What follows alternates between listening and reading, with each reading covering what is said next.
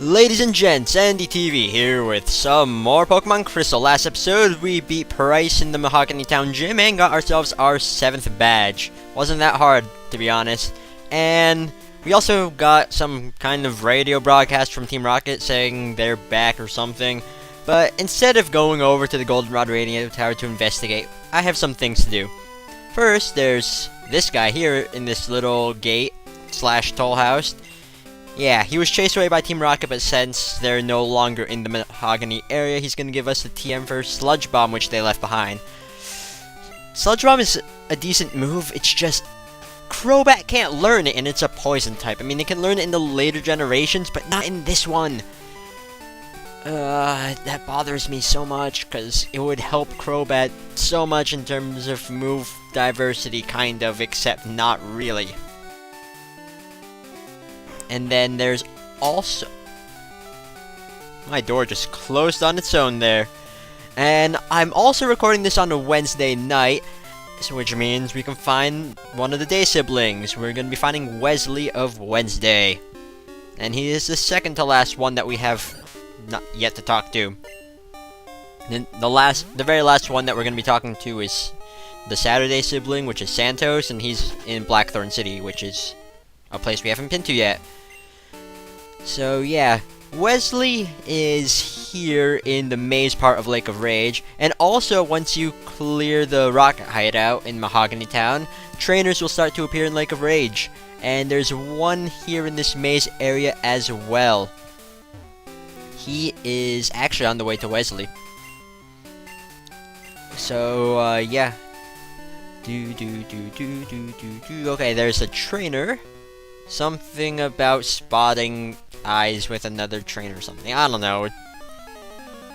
This guy's weird. And if I remember correctly, he has the first evolution of each of the starters. Yep. Or the Kanto starters. So he's gonna have an Ivysaur, a Charmeleon, and a Wartortle. Mewtwo, Tentacruel, Aerodactyl. That's the Poker app. But no, he doesn't have those other. He just has the Kanto starters, and it's not that hard. I mean, I'm gonna be fighting off the rest of these trainers just for the experience, because I kind of want to fight them for experience, because experience is good. And strength on this Charmeleon. Oh, Charmeleon.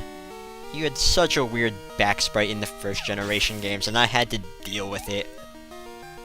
Charizard's wasn't that good either in the first generation. Its back sprite was weird. I mean, the back sprites in general in the first generation games, the back sprites were just terrible for the most part. I mean, there's some back sprites that are good, but not that many.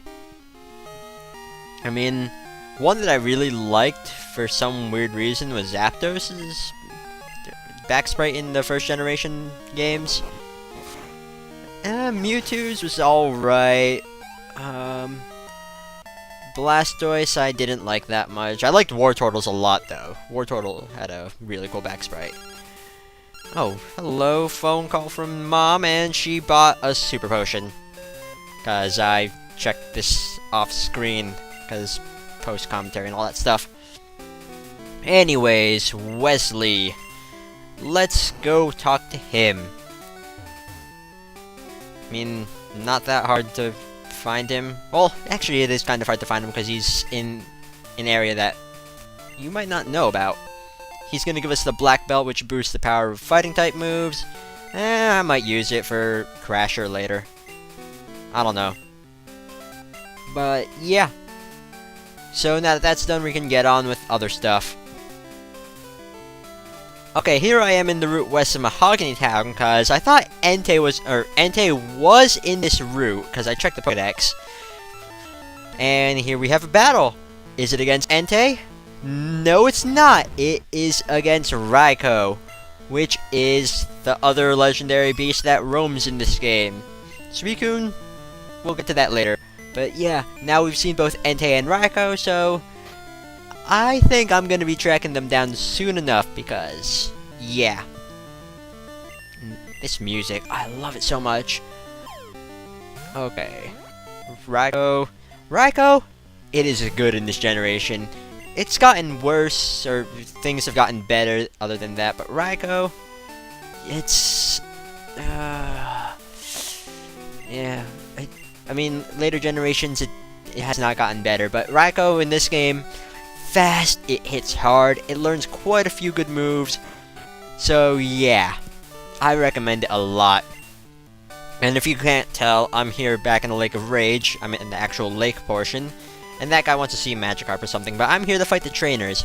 Also, in Heart Gold and Soul Silver, Lake of Rage is kind of different, because in every day except for Wednesday, it is raining in the Lake of Rage, which means the entire place will be flooded, even the maze part. But on Wednesdays, it isn't flooded, and you can go in the maze, and there are some other areas that you can only get to through it not raining. So that's pretty interesting. I don't know why I decided to talk about that, but yeah. And then... yeah, that's pretty much all there is to say about the Lake of Rage, other than the stuff I've said before. Because I said there used to be a town here that was planned, but they scrapped it before the final release of the game. I showed all that early on, whenever we were exploring the Lake of Rage. And Magikarp. Oh, I remember. This guy has nothing but Magikarp. Well, might as well kill it, because I can't run away from trainer battles. And is that his last Pokemon? No, he has one more. Oh, Fisher Raymond. You're not a pirate? Don't have fanciful diner manners?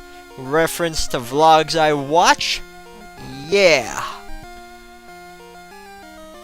Okay, Magikarp is down.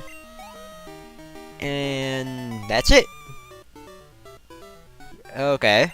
And there's one other... no, there's two trainers on the voice crack. There's two trainers on this... not route, in this area. Yeah, there's this guy. And... I believe he has a Gyarados. Yeah, I think I'm right. Yep. And normally... I would think that Arcana is not fit enough to fight a Gyarados, considering they're only 4 levels apart, but I had faith in Arcana, and Flinch Hacks is great. Even more Flinch Hacks, which is great. And that's gonna be a lot of experience for Arcana, which gives it not quite enough for a level up, but it's almost there. Okay, last trainer in the Lake of Rage, and then I can do stuff. Yeah. I can let Team Rocket do whatever they want in Goldenrod. I'm not going to... I won't be going there for an episode or two. But yeah. Here's the last trainer of Lake of Rage. And... she's not that difficult. I mean, she uses some interesting Pokemon, if I remember correctly. Let's see. There is Skiploom, which is the evolved form of Hoppip. I like Skiploom a bit. I mean, it's not a new Pokemon, but Skiploom, it's cool. I mean, it's useful in the later games, where it's used in quite a few Sun teams. Oh, level 32. That is a good level, because something is gonna happen. And yeah, what was the last Pokemon? It's Ninetales, right? Yep, Ninetales. I like Ninetales a lot. I like Vulpix too. I mean, little... meh. I don't know if Ninetales is used that much anymore because of the weather nerf in 6th gen. I don't know. I haven't checked that stuff. And there's also Mega Charizard Y. But yeah, Ninetales is cool. I like it a lot. And just gonna take this thing out. So, ooh, Luminous is gonna reach level 32. So Romani is the only thing that hasn't reached that level yet. I think I do that off screen. I don't remember. But yeah. Guess what? Arcana is evolving! Yup! That's the last member of my team that has yet to evolve, and now it is actually going to be evolving. It is now an awesome Espeon. Espeon, it's decent. I mean, Not a good move pool in this game, but I like it a lot enough to use it. It's my favorite Eevee evolution, so yeah. And we're back here in Mr. Pokemon's house. Remember him from the early episodes? Yeah, we got the red scale from the red Gyarados, and we're gonna trade it to him for an experience share. We can give it to a Pokemon, and it's gonna cut the experience received in half and share it with that Pokemon that's holding it. It's awesome for grinding low-level Pokemon. And now it can leave. Okay. And, the last thing I want to do for this episode is, because now that I have access to, Whirlpool, I also traded in, Luminous for my HM Slave, and gave my HM Slave Whirlpool. We're gonna be going to the, we're going to the Whirl Islands, because we can explore the place. I mean, the main thing of the Whirl Islands is not there at this moment, but I just want to explore it so I can get all the items out of the way, because there's a lot of good items in the Whirl Islands. So, yeah. And ooh, Tentacruel. I don't think I've ever Eevee trained a Tentacruel. I should. I've Eevee trained a lot of things in the later games. I mean, I started Eevee training in 4th gen and haven't stopped. I have like over 120 things Eevee trained or something like that. I don't know. I don't know anymore. A lot of duplicates too, but yeah. To the Whirl Islands we go. After we run away from this Tentacruel. Okay. Yeah, Romani needs some catching up to do. Only one level though. And Whirlpool! We're gonna get rid of the Whirlpool somehow. In Heart Gold and Soul Silver, you can just ride over them. So, yep. I'm going through the northeastern entrance of the Whirl Islands because, I don't know, but yeah, that's going to be enough for this episode. So, see you guys next time for some more Pokemon Crystal. Go in!